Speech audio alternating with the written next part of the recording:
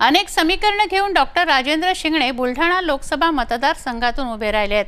पण बुलढाणा जिल्ह्याच्या सिंचन क्षमतेत वाढ होण्यासाठी सिंचन प्रकल्प उभे राहण्याची गरज असताना खडकपूर्णा व जिगाव प्रकल्पासाठी ते का उभे राहिले नाही हा प्रश्न मतदार राजाकडून विचारला जात आहे। त्यांच्या उमेदवारीवर अनेक प्रश्नचिन्ह लावण्यात आले आहेत।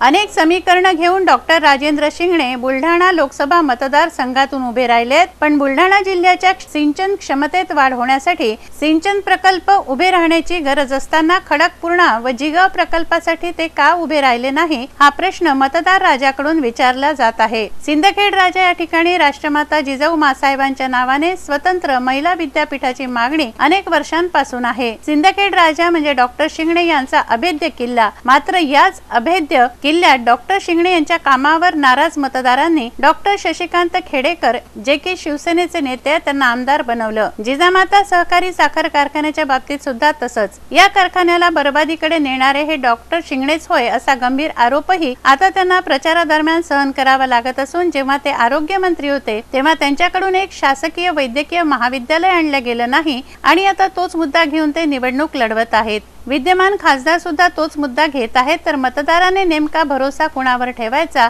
हा प्रश्न या ठिकाणी उपस्थित होत आहे। या उलट वंचित बहुजन आघाडीला धुरा दिली तर त्यात काय वाईट अशी कुजबूज आता मतदारसंघात ऐकायला मिळत असून ही निवडणूक मात्र जबरदस्त होणार अशी गत झाली आहे। अमरावती विद्यापीठाचे उपकेंद्र व बुलढाण्याला स्वतंत्र आकाशवाणी केंद्र मिळावे ही मागणी सुद्धा अपूर्णच आहे। राष्ट्रवादी सत्तेत असताना जिल्ह्यात सर्वसोयीयुक्त एकही नाट्यगृह नसावे याची सुद्धा खंत डॉक्टर शिंगणेंना कधी वाटली नाही। अमरावती विभाग हा शेतकरी आत्महत्याग्रस्त म्हणून संपूर्ण देशभर ओळखला जातो। या सुसाइड बेल्ट मध्ये नंबर 2 वर सर्वात जास्त आत्महत्याग्रस्त म्हणून बुलढाणा जिल्ह्याचा क्रमांक आहे। गेल्या 20 वर्षात 15,000 पेक्षा जास्त शेतकऱ्यांनी आत्महत्या या जिल्ह्यात केल्या आहेत। अनेक शेतकऱ्यांच्या आत्महत्या या शासकीय मदतीपासून वंचित राहिल्याने झाल्या आहेत। आत्महत्याग्रस्त जिल्हा असल्यावरही कोणते विशेष पॅकेज या जिल्ह्यासाठी मिळवण्यात खासदारांना अपयश आलंय। डॉक्टर शिंगणे यांच्या शाही थाटामुळे आता त्यांना खरोखर प्रचाराला रस्त्यावर उतरावे लागले, कारण जिल्ह्यातील संग्रामपूर, जळगाव, जामोद आणि संपूर्ण घाटाखालच्या भागात शिंगणे यांना क्वचितच लोक ओळखतात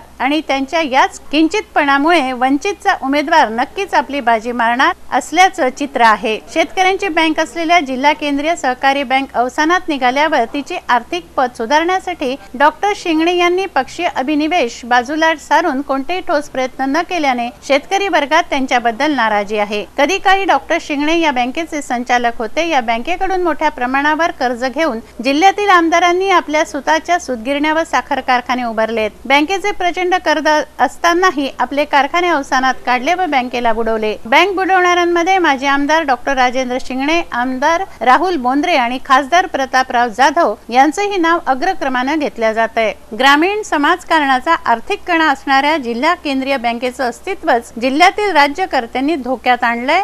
यामुळे राज्यकर्त्यांचं नव्हे तर शेतकऱ्यांचं प्रचंड आर्थिक नुकसान झालंय। बुलढाण्याहून जितेंद्र कायस्थ यांचा हा रिपोर्ट।